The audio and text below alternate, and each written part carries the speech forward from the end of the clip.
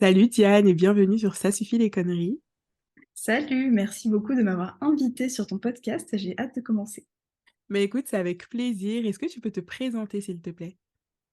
Alors moi, c'est Diane Massé. Dans la vie, je suis à la fois entrepreneur, à la fois salariée. Donc je suis Customer Care chez Swello, qui est une entreprise de gestion de réseaux sociaux. Donc c'est vraiment un logiciel qui permet de programmer ses posts, analyser ses résultats, etc. Et à côté, je suis aussi du coup photographe freelance, plutôt spécialisée dans le personal branding. Et après, voilà, sur LinkedIn, je partage énormément sur mon quotidien avec un peu ces deux métiers-là, à la fois réseaux sociaux, à la fois photographie. Et voilà, enfin, je partage un peu sur ma vie, je partage beaucoup de conseils aussi. Donc voilà. Est-ce que tu as commencé tes deux activités en même temps ou est-ce qu'il y en a une que tu as commencé puis l'autre s'y est ajoutée? Alors, on peut dire que j'ai d'abord commencé par la photographie. En fait, j'ai fait un bac pro photographie suivi d'une licence en photographie. J'ai commencé par ça, on va dire ma jeune carrière. J'ai 22 ans, donc ma Ouais. très jeune carrière. J'ai commencé voilà, très jeune. La photographie, j'ai commencé à 14 ans en gros. Donc, j'ai eu une petite carrière de freelance avant de me réorienter, entre guillemets. J'ai fait une alternance du coup dans le milieu plutôt du e-commerce marketing à Toulon. C'est comme ça que je me suis retrouvée chez Swello et que du coup j'ai commencé aussi un tout autre métier que j'ai totalement appris sur le tas, hein, même si j'avais un fort intérêt pour la Mhm. communication, les réseaux, etc. Du coup, je l'ai quand même appris via mon alternance. Et du coup, je suis restée, voilà, j'étais embauchée en CDI par la suite. Et puis, à peu près, je dirais au bout d'un an et demi, un petit peu moins, un an et demi, du coup, j'ai repris la photographie à titre professionnel que j'avais un peu mise de côté parce que forcément, l'alternance, c'est un rythme qui reste un peu soutenu, plus les cours, plus voilà, se remettre un peu dans cet esprit de travail qui était différent. Du coup, forcément, c'était assez prenant. Donc, chaque chose en son temps. Et puis, j'ai réincorporé la photo dans ma vie puisque je me suis rendu compte que ça me manquait, tout simplement. Donc, des fois, je pense qu'il faut suivre un peu son instinct aussi. Ouais. Et puis je considère pas tellement ça comme du travail parce que, comme tu t'en doutes, j'ai un CDI, donc je travaille déjà 35 heures par semaine. Donc ce que je rajoute, entre guillemets, à mon emploi du temps, c'est du bonus, voilà, c'est du plus, c'est ce que j'aime faire. Et d'ailleurs, mes 35 heures aussi, j'aime le faire. Donc euh, c'est pour ça, je pense que je peux le vivre assez bien. Ça serait peut-être plus dur si j'avais deux métiers qui me coûtent en termes d'énergie que ce que j'ai maintenant. Et suite à tes études de photographie, t'as pas voulu te lancer tout de suite à ton compte en tant que freelance? Enfin, pourquoi t'as voulu faire une reconversion derrière? Juste pour remettre un peu dans le contexte, j'ai fait un bac pro photo, donc voilà, j'ai terminé, j'avais 18 ans, Mm. et je me sentais pas du tout prête à aller dans le monde du travail tout de suite. Donc j'ai cherché des études supplémentaires à faire, et en fait, j'ai trouvé une école privée qui permettait de faire un équivalent de licence, donc qui est reconnu par l'État et qui se faisait en 2 ans. Et en fait, comme j'ai fait un bac pro photo, j'ai dit voilà. J'ai compris que vous, la première année, c'était vraiment les bases. Moi, je les ai même un peu plus que ça. Donc, est-ce que c'est possible de passer directement en deuxième année? J'ai eu de la chance, ça a été possible. Donc, en fait, j'ai eu cet équivalent licence en seulement un an. Ce qui est cool d'ailleurs, parce que bon, une école privée, c'est quand même coûteux aussi. Donc, Mm. c'est voilà. Franchement, c'était un bon deal à ce moment-là. Et ça me permettait aussi de rencontrer des nouvelles personnes, d'arriver dans ce monde du travail avec un petit peu plus de douceur, parce que voilà, je me sentais pas prête tout simplement. En parallèle, j'étais déjà freelance. J'ai créé mon statut à mes 18 ans. Vraiment, je pense que le lendemain de mes 18 ans, je me suis dit, je peux faire les démarches, donc j'y vais. Euh, bon, j'ai pas fait ça hyper bien parce que voilà, je connaissais pas tout, mais en tout cas, à l'époque, ça s'est fait comme ça. C'était chouette. J'ai fait pas mal de petits boulots, on va dire, freelance à côté de mes études. Et puis, j'ai rencontré quelqu'un. Donc, des fois, les éléments perso viennent aussi s'ajouter. Et en fait, j'ai déménagé à Toulon. Donc, moi, j'ai fait mes études à Rennes. Donc, c'est vraiment à Ah l'autre oui, bout de la effectivement. France. Et donc voilà, j'ai déménagé à Toulon et là je me suis dit bon je connais personne en tant que freelance photographe, il faut quand même avoir un petit peu sa comment dire sa base de clientèle tout simplement.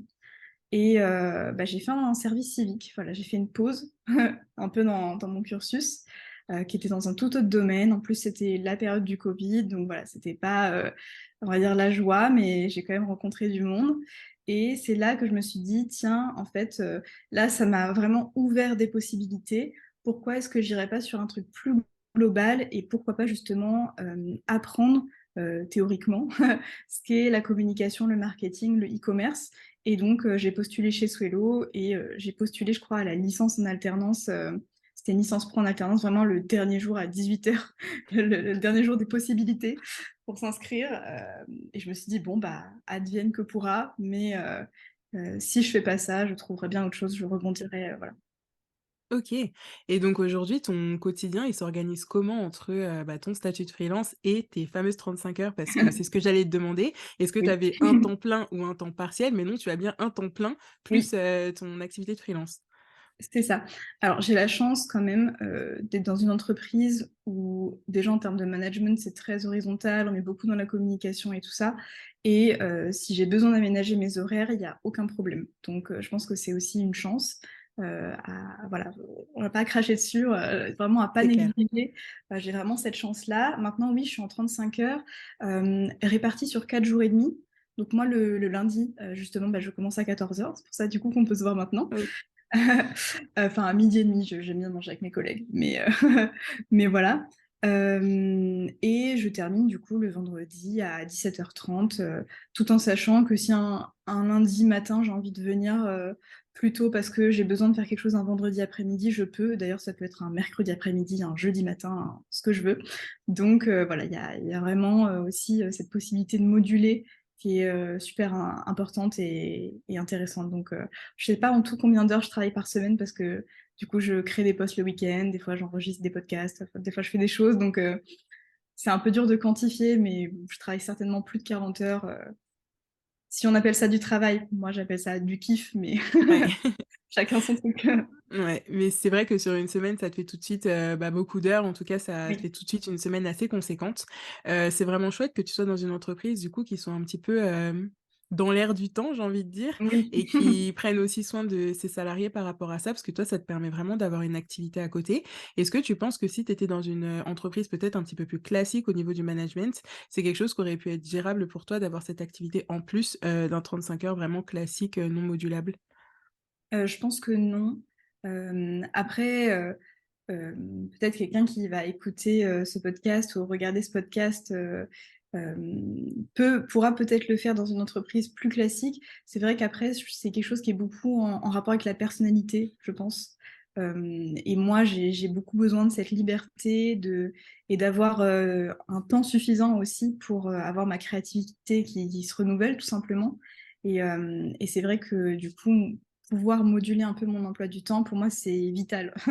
Pour mon business et juste pour ma santé, en fait, en général. Donc je pense que si j'avais vraiment ce cadre un petit peu trop, tu vois, rigide, j'aurais du mal. Mais encore une fois, ça dépend beaucoup de la personnalité, je pense. Ouais, et puis là, tu as quand même la chance finalement d'avoir un métier, enfin CDI qui te plaît vraiment et ton Oui. activité freelance qui te plaît vraiment. Alors que souvent on voit que dans les cas où il y a les 2, il y a quand même un qui sert plus de alimentaire et Mmh. l'autre qui est vraiment passion. Alors que toi, tu arrives vraiment à lier les 2 et ça, bah, c'est juste génial en fait, Mmh. ça veut dire que idéalement tu peux même continuer comme ça pendant un certain temps. Je pense. Bah, pour l'instant, c'est ce qui est prévu. Ouais. On est un peu comme ça pendant un certain temps. J'avoue que là, je me projette pas pas du tout sur, les prochaines années. Je sais pas du tout comment ça va évoluer. J'ai plein d'idées qui fusent, d'un côté et de l'autre, donc à voir si, un jour peut-être les 2 devront, se désolidariser puisque un prendra le pas sur l'autre. En tout cas, vu qu'il y a pas, comment dire, hem, de mal-être que ça soit d'un côté ou de l'autre, je pense que pour l'instant ça peut continuer comme ça, donc c'est chouette. Je reste là-dessus pour l'instant. Bah, ouais, on te souhaite que ça dure longtemps si c'est ce que tu souhaites du coup. Et toi de ton côté, comment tu fais pour trouver tes clients du coup en freelance? Alors pour l'instant, j'ai jamais prospecté. En fait, ce que j'ai fait au moment où j'ai souhaité me relancer, parce que comme j'avais déjà eu cette expérience-là, mais que j'avais eu une grosse pause, bah, j'avais besoin un peu de me remettre dans le bain et pour ça, ce que j'ai fait, c'est que j'ai contacté tout simplement une, personne que j'avais rencontrée lors d'un apéro CM. Hem et je lui ai dit: «Voilà, écoute, je veux relancer mon activité de photographe. Si tu as envie de faire des photos, c'est vraiment sous la forme d'une collaboration. Tu peux utiliser les photos, je peux utiliser les photos et voilà coup, quand tu utilises les photos, tu me crédites et voilà, c'est grâce à cette première collaboration, du coup, qui était totalement, bénévole, hein, non rémunérée et cetera, des 2 côtés, que j'ai eu, ma première cliente, d'ailleurs, que j'ai, photographiée avant-hier. Trop Donc, bien. enfin, ma re-première cliente, si on peut Mmh. dire ça comme ça. Entre-temps, j'en ai eu d'autres, hein, c'est juste que le rendez-vous avait été placé assez loin dans le temps. Mais donc c'était via Instagram et là, ça a été beaucoup, vraiment énormément via LinkedIn, parce que je poste régulièrement, parce que je parle de ce sujet, parce que du coup, j'affirme un peu ma position d'experte dans ce domaine-là et en fait, il y a beaucoup de personnes qui me contactent super, spontanément: «Bah, salut, moi j'ai un petit besoin, sur, des photos, que ce soit pour mon profil, pour mon personal branding et cetera. Donc pour l'instant, je ne suis pas allée chercher les gens. Enfin, sauf si poster du contenu, on pourrait appeler ça chercher les gens, mais voilà. En tout cas, tu as une création de contenu qui est efficace pour toi et qui te permet Oui. surtout d'attirer les gens à toi et ça, c'est cool et même si c'est pas de la prospection, vraiment directe, ça reste de la prospection quand même parce que, ben, il Mmh. y a un grand temps qui est alloué justement à toute cette création de contenu. Comme tu disais, tu crées parfois des posts le week-end et cetera donc faut bien que ça rentre dans ton emploi du temps chargé C'est donc ça. c'est super si derrière, ça t'amène quand même des opportunités.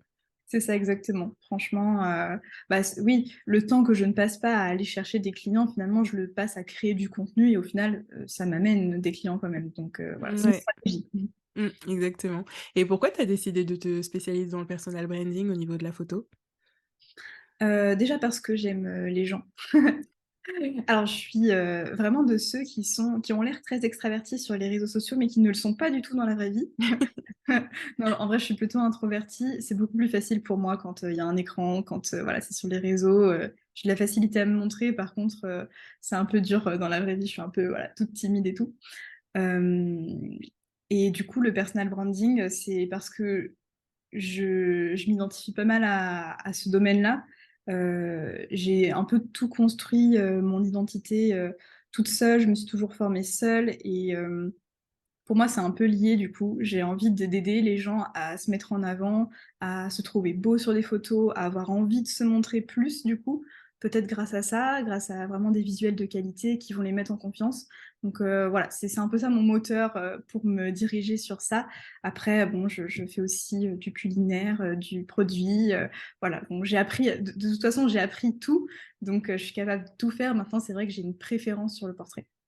OK et du coup, toi, en tant que personne, introvertie, est-ce que c'est difficile aussi pour toi, bah, de te mettre en avant et surtout de prendre cette posture de photographe face à ton client? Alors ça a été difficile au début parce que j'avais vraiment un peu ce complexe aussi de la jeunesse. Parce qu'en fait, bah, jusqu'à présent, tous mes clients sont plus âgés que moi. Et donc j'avais toujours un petit peu ce sentiment d'illégitimité, alors qu'au bout du compte, j'avais quand même beaucoup plus d'années d'expérience dans la photo que la personne que je photographie et ce qui est, le but, hein, ce qui est, voilà, le but recherché. C'est comme moi si je vais, contacter, je sais pas, un graphiste, il aura toujours plus d'expérience que moi, dans ce domaine-là, même s'il a 14 ans donc voilà. Juste pour remettre un peu dans le contexte, donc au début, c'était difficile, pour moi de prendre vraiment ma posture de photographe et aujourd'hui, je prends beaucoup de plaisir à guider, les personnes, à leur expliquer, voilà, là, je vais faire, telle chose de telle manière pour telle raison, et ça va te permettre de te sentir mieux et voilà, on fait toujours un peu un petit échauffement au début, après on part, sur des poses un peu plus guidées, et cetera. Ça, j'aime bien, puis même toute la préparation en amont, construire le projet, le mood board, voilà, ça j'aime beaucoup. Et qu'est-ce que tu pourrais conseiller du coup à l'inverse à une personne introvertie qui souhaiterait se mettre en avant, qui souhaiterait avoir des photos pro, pour justement passer ce cap-là si jamais, bah, cette partie introvertie justement Mmh. l'empêche? Bah, c'est vrai que de toute façon, ce que je dis souvent, et que pourtant je n'applique pas toujours, mais c'est la marche la plus dure, c'est toujours la première. C'est toujours de faire le premier pas. C'est comme quand tu vas faire du sport, le plus dur, c'est de sortir de chez soi et d'aller à la salle. Une fois qu'après tu y es, c'est bon, mais Hem, c'est vrai que c'est dur quand on est introverti de se dire: «Allez, je me lance, je vais faire des photos de moi, je vais me montrer après sur les réseaux et cetera». Ce que je recommande, c'est de faire fonctionner un petit peu le bouche à oreille et son réseau. Quand on a un peu peur d'aller se faire photographier par un photographe, bah, faut demander autour de soi si quelqu'un a déjà justement, fait appel à un photographe et dans ce cas-là, bah, peut-être aller se renseigner auprès de cette personne. Ce sera peut-être pas le prestataire final, mais vous aurez eu un contact déjà un peu plus, facile et de confiance avec un photographe. Donc il y a déjà ça et ensuite c'est vraiment de construire, une relation de confiance, de voir si, vous avez la même, comment dire? La même approche, le même style que la personne. Bon ça, grâce au réseau, on peut le voir facilement, sur Instagram ou autre, si le style nous correspond et puis, moi, ce que j'aime bien faire avec des personnes qui vont être un peu plus introverties, c'est vraiment de choisir des lieux pour les photos justement, qui sont plus isolés et j'avais fait un post justement sur ça, sur des idées de lieux quand on est un peu timide, quand on n'a pas l'habitude d'être pris en photo et je trouve que ça, c'est tout bête, hein, mais c'est vraiment ça permet d'être beaucoup plus à l'aise. En fait, c'est vrai que dès qu'il y a du monde autour de nous, c'est difficile, surtout quand on est introverti.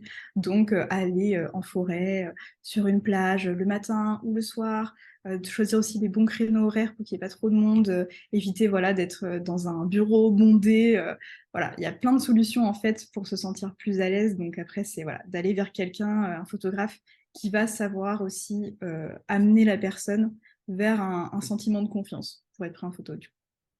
C'est bien et en plus ça permet de l'impliquer parce que le fait de choisir aussi les lieux, peut-être que ce sont des lieux où la personne est à l'aise, qu'elle connaît déjà et donc forcément ça enlève déjà aussi une petite part, de timidité et de réserve donc c'est vrai, c'est Vraiment. bien pensé. Toi, tu disais que tu avais fait un bac pro photo, ça veut dire que tu t'es intéressée à la photo assez tôt. Est-ce que tu savais déjà, vers quel type de photo tu voulais te tourner et surtout vers quel, enfin quel statut? C'est-à-dire est-ce que tu voulais être salariée? Est-ce que tu voulais être, indépendante ou pas du tout?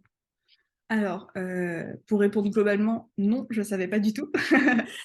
Hem, En fait, j'ai fait une seconde générale et j'ai fait une phobie scolaire et donc j'ai été scolarisée très vite dans l'année et puis du coup, ma stratégie, ça a été, bon, il faut que pour que ça se passe bien, je dois avoir une passion commune avec les autres et voilà, ça a popé comme ça dans mon esprit. J'ai trouvé ça, mais par le pur fruit du hasard, vraiment. Et je me suis dit: «Tiens, voilà, j'aime bien la photo, pourquoi pas?» Mais à aucun moment, à ce moment-là, j'étais pas du tout dans l'optique, que ça devienne mon métier. Je me suis dit: «Bah, si quand même, est-ce que ça me plaît suffisamment pour le faire?» Mais je connaissais pas du tout l'envers du décor et donc c'est quand je me suis, comment dire? Quand je suis arrivée, là-dedans et que j'ai pu faire mes stages, parce que c'est vrai qu'en bac pro, on a quand même, énormément de stages à faire et ça, c'est génial. Je me suis dit: «OK, c'est l'opportunité de tester tous les domaines». Donc j'ai fait de la photo, sociale, en extérieur, en studio, tout ce qui est famille, grossesse, enfants, j'ai fait du mariage, j'ai fait de la photo de produits, de la photo de reportage, j'ai fait de la vidéo aussi, enfin voilà, vraiment, j'ai tout essayé et c'est pour ça qu'après j'avais choisi mon école de photo pour ma licence, un peu plus en adéquation avec, on va dire, les intérêts que j'avais pu ressortir, de mes 3 années de bac. Même si bon, c'est vrai qu'entre, on va dire 14 et 18 ans, 15 et 18 ans, c'est très dur je trouve moi de savoir exactement vers quoi on peut se diriger.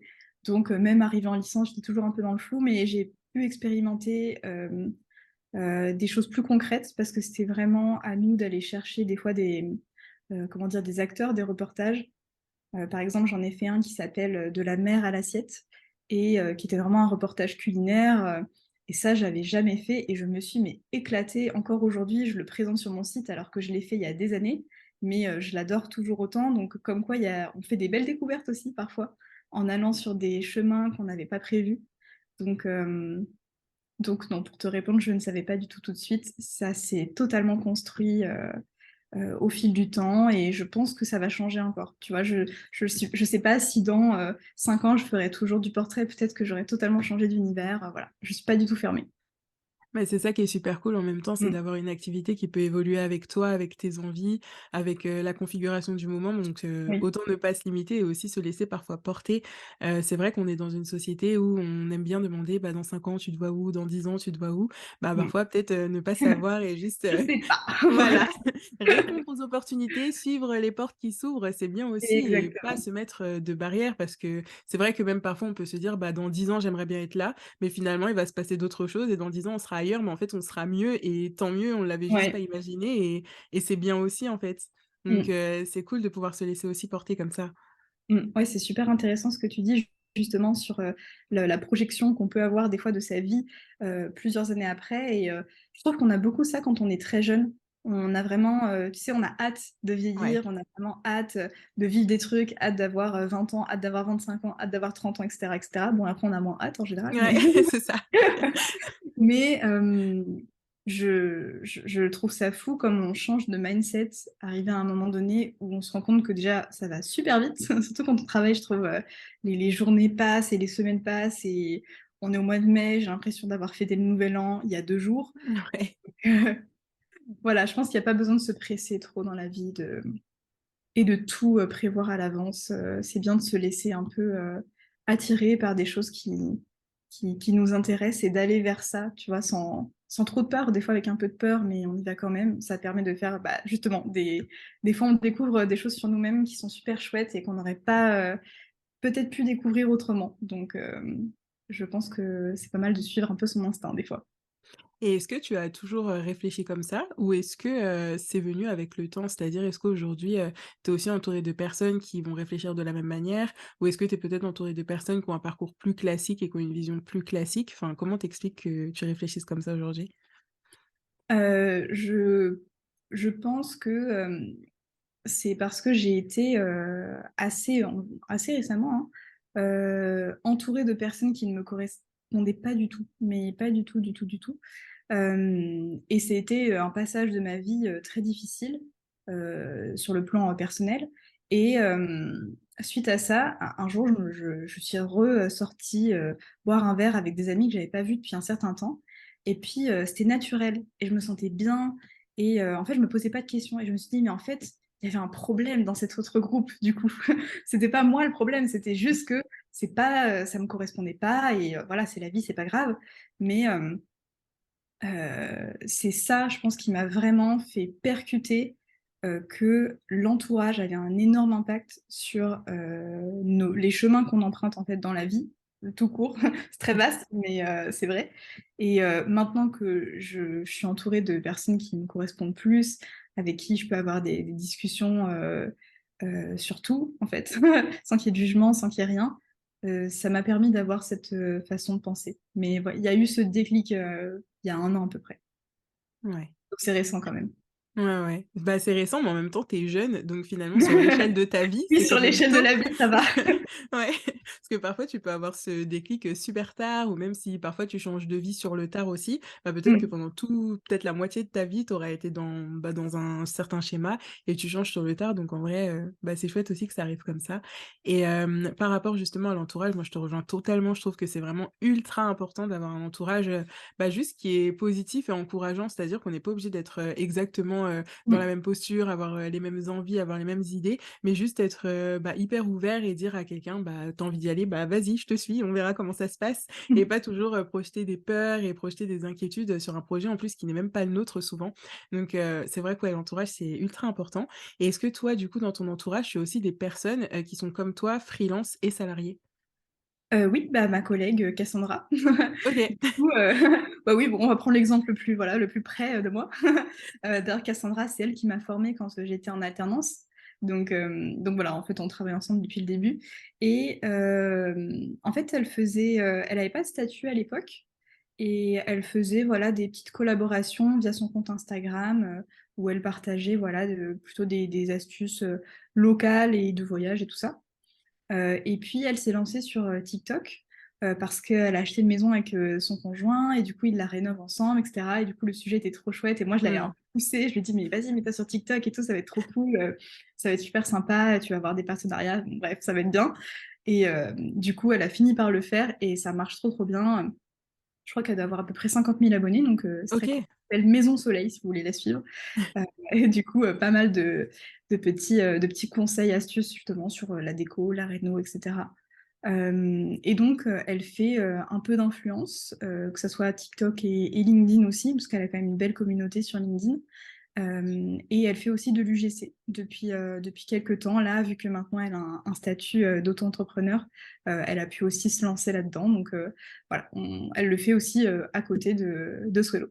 OK, donc finalement, tu avais un exemple tout proche de toi de personnes, C'est ça. qui étaient à la fois salariées et freelance. Bah, c'est super cool et c'est bien en plus vous êtes dans la même, entreprise donc c'est chouette Oui. aussi de pouvoir échanger avec quelqu'un, d'aussi proche et qu'on voit aussi souvent, qu'un de ses collègues là-dessus. Si tu avais un conseil à donner à quelqu'un qui souhaiterait justement, avoir une activité freelance à côté de son activité salariée, tu lui dirais quoi? Hem, déjà de voir pourquoi est-ce qu'elle veut le faire, vraiment, la base. Mmh. Parce que, dans le cas de Cassandra, tu vois, c'était un peu un side project et elle voulait le faire, bah, justement pour pouvoir, voir si elle pouvait monétiser, ce qu'elle faisait déjà auparavant. Et puis au final, ça s'est fait et du coup, maintenant, ça lui apporte aussi une plus-value, enfin voilà, elle apprend aussi des nouvelles choses grâce à ça, et puis du coup, elle peut se faire un petit peu plus d'argent et c'est chouette pour, sa rénovation et Mmh. cetera. Enfin voilà, il y a plein d'avantages. Je pense que le plus important, c'est toujours de se dire: «Bah, pourquoi on veut le faire?» Moi, je voulais le faire parce que j'avais besoin de retrouver cette créativité qui me manquait dans ma vie en général. Donc voilà, étape 1, pourquoi est-ce que je le fais? Ensuite, étape 2, est-ce que j'ai vraiment le temps? Est-ce que j'ai vraiment l'énergie, de le faire? Deuxième question à se poser et ensuite 3, la faisabilité, on va dire. Comment est-ce que je vais mettre ça en place? Déjà, est-ce que j'ai un statut? Sinon, est-ce que je veux le créer moi? Est-ce que je passe par, une entreprise qui va le faire pour moi? Moi, du coup, je passe par une entreprise qui s'appelle Abi. Peut-être que tu as vu des posts passer Ouais. sur LinkedIn, voilà, Cassandra, elle collabore avec eux, par exemple. Donc c'est aussi comme ça que j'ai découvert, hein, d'ailleurs. Donc voilà, moi, j'ai délégué cette partie-là parce que c'était trop de charge mentale, voilà, j'avais pas envie, que je l'avais fait la première fois et je l'avais mal fait, donc je me suis dit: «Cette fois-ci, on laisse à quelqu'un d'autre». Donc voilà et c'est vraiment, pourquoi je le fais? Est-ce que j'ai vraiment de l'énergie à mettre, là-dedans? Du temps, de l'argent et cetera. Hem et puis, est-ce que ça me fait kiffer juste? Tout Ouais. simplement, ouais. Globalement, est-ce que ça me fait kiffer? Est-ce que ça m'apporte une plus-value, en fait, au bout du compte? Est-ce que c'est pas juste trop, pour moi, quoi? Et ce que je trouve vraiment intéressant dans ton cas, c'est que, bah, finalement, tu t'es pas lancé justement en tant que freelance, forcément pour pouvoir quitter ton CDI ou, parce que justement dans ton CDI ça se passait mal et c'est intéressant d'avoir aussi, bah, ce type de retour parce que, bah, Mmh. moi j'en avais jamais vu. Tu es la première. C'est vrai que c'est rare, mais tu vois, là, par exemple, on est toutes les 2, on est très, très bien chez Swello.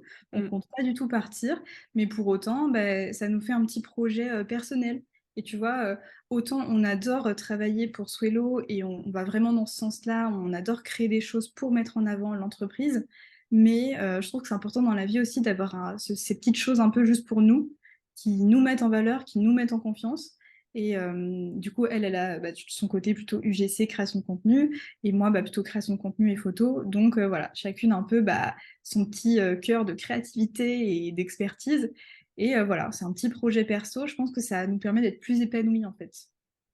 En plus de ce qu'on fait déjà qui nous épanouit déjà, mais ça a ce côté créatif en plus.